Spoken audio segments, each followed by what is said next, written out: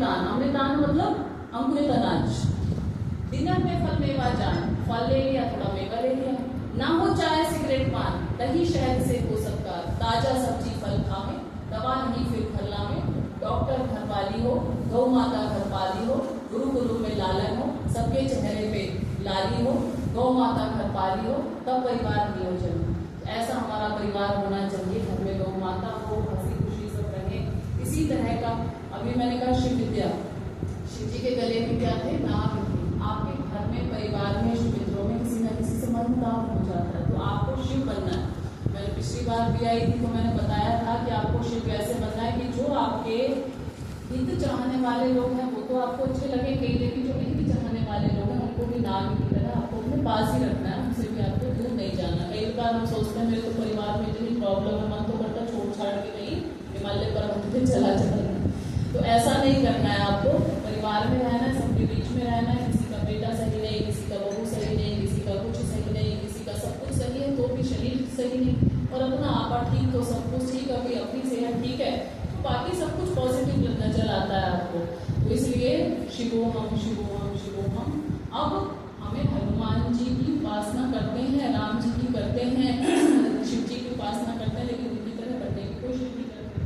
अब हमारी जितनी भी माताएं हैं ना, अभी नवरात्रे आएंगी, कौन कौन सी माता, सरस्वती, लक्ष्मी, दुर्गा, पार्वती, गौरी, इन देवियों की तस्वीरें देखते हो ना, कई कई हाथ है इनके, क्या रियलिटी में इनके हाथ थे, इनके अंदर इतनी पावर थी कि घर भी परिवार भी संभाल रही है, बच्चों को भी संभाल रही है, कई बार ऑफिस भी संभाल रही है, मतलब मल्टी टैलेंटेड लेडीज होती है।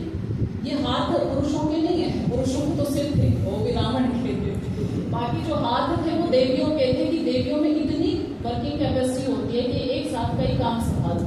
और सुबह 4 बजे से लेकर रात को 10 बजे तक, मैं कहती हूँ औरत के जीवन में आराम नहीं। आपको पता, मैं भी यहाँ बैठी, मैं 3:30 बजे सुबह उठी हुई हूँ और कंटिन्यू बोल भी रही हूँ, कंटिन्यू काम भी कर रही हूँ। सुबह 3 घंटे योगाभ्यास करवा के ओपीडी करवा के फिर मैं यहाँ पे आई हूँ। यहाँ से जाते ही मुझे क्लास लेनी है, जाते ही बैठना नहीं है उसमें, वो रात को बिस्तर एक ही बार मिलता है जब हम पढ़ते हैं बिस्तर में। बिल्कुल, ये औरतों के अंदर ही पावर है कि इतना वो काम करती है। सुबह बच्चे का टिफिन भी बना रही है, आकर के सारे काम कर रही है, तो ये उनकी नमन है उनकी मातृशक्ति को।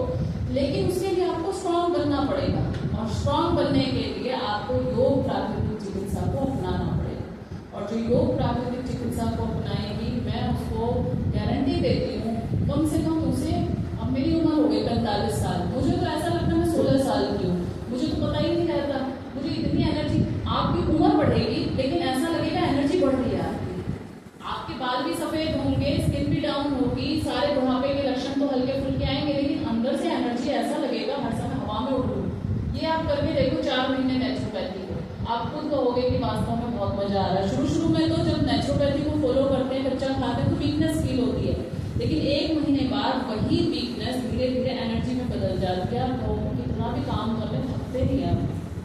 ये देख लो यहाँ काम करने वाले लोगों को, ये मुझे नहीं लगता कभी आराम करते होंगे, ये मुझे ऐसे ही दिखते हैं हमेशा, और लोगों को फोन कर करके जगाते रहेंगे, बुलाते रहेंगे। तो ये सब नेचुरोपैथी की ही ताकत है, ईश्वर की ही ताकत है। और जिस काम में ये लगे हुए हैं साधुवाद हैं, वो पूर्णानंद गिराधर जी, IMO सूर्य फाउंडेशन, जयप्रकाश जी, साधना स्थली, इसका नाम है साधना स्थली।